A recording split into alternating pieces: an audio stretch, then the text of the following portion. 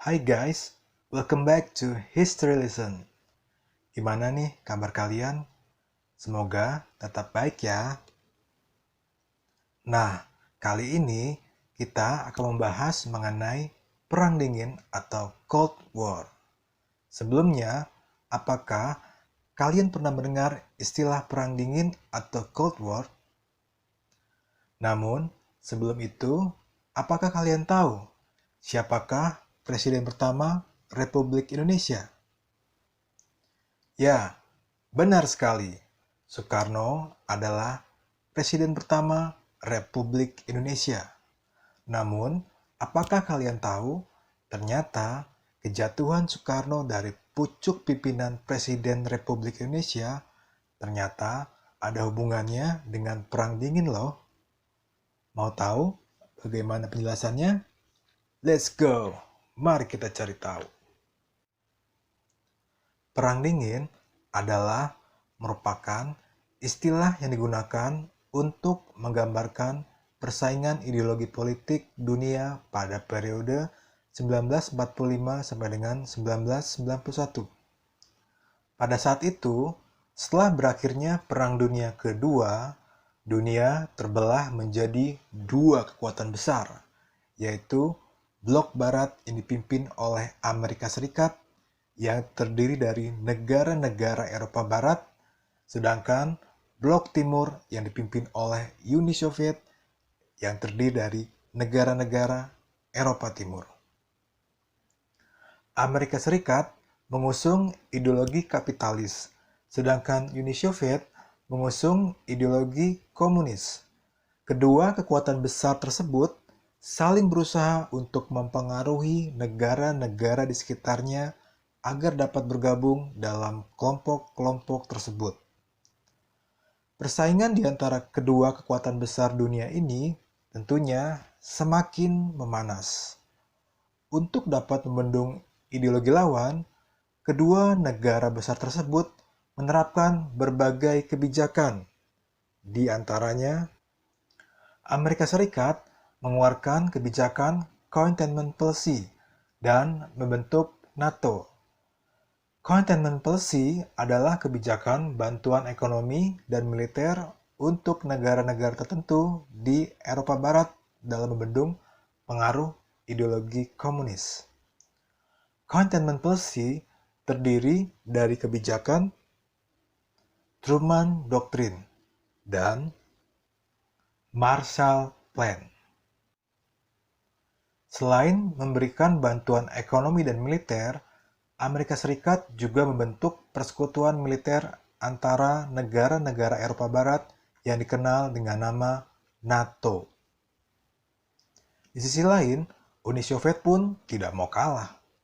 Untuk dapat membendung pengaruh ideologi kapitalis, mereka mengeluarkan beberapa kebijakan, di antaranya Molotov Plan, Comintern Economic, dan Pakta Warsawa. Molotov Plan dan Comintern Economic adalah merupakan bantuan ekonomi kepada negara-negara Eropa Timur.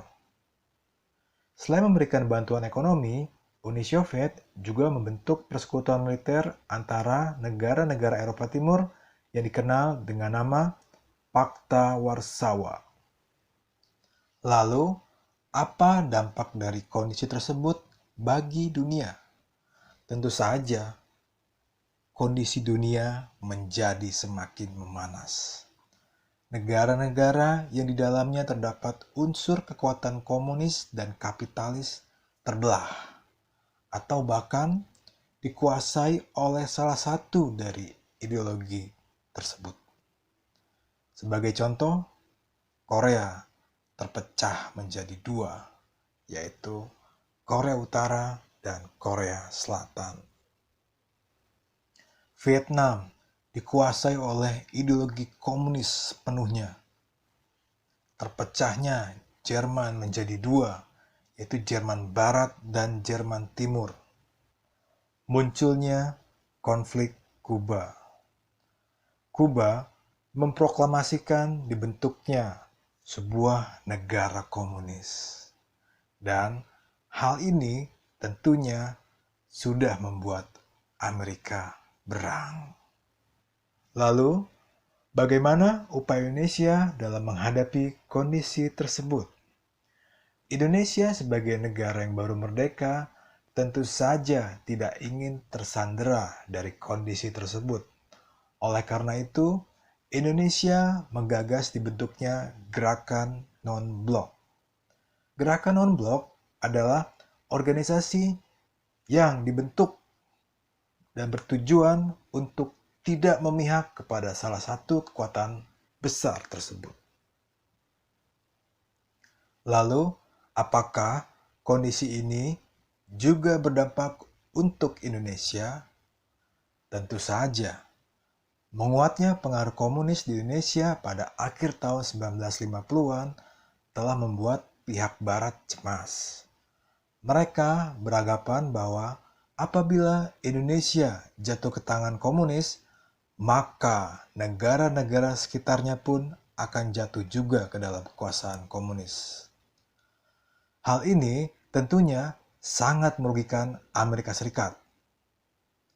Penerapan ideologi Nasakom, kebijakan demokrasi terpimpin, dan kebijakan poros Jakarta-Peking semakin menguatkan anggapan Amerika bahwa Indonesia sudah jatuh ke tangan komunis. Lalu, bagaimana upaya Amerika untuk dapat menyingkirkan pengaruh komunis di Indonesia? Caranya adalah menjatuhkan Soekarno. Beberapa upaya dilakukan untuk menjatuhkan Soekarno, diantaranya propaganda film porno, mendukung kelompok separatis Permesta, hingga peristiwa KUB Gerakan 30 September. Dan pada akhirnya Soekarno pun jatuh. Indonesia akhirnya harus bertekuk lutut dan dikuasai oleh kekuatan kapitalis dunia. Semenjak kejatuhan Soekarno, modal asing mengalir deras masuk ke Indonesia. Amerika menguasai sumber daya alam Indonesia. Lalu, sebenarnya apa itu Perang Dingin itu sendiri? Perang Dingin adalah tidak lebih dari upaya negara-negara besar dalam memperebutkan kekayaan sumber daya alam negara-negara yang lemah untuk kepentingan mereka sendiri. Jadi, mari kita bersatu, rapatkan barisan agar tidak terhasut dan tercerai-berai. Karena apabila kita terpecah, sudah pasti yang diuntungkan adalah pihak asing. So, saya Ruli Setiawan, salam jas merah. Ciao.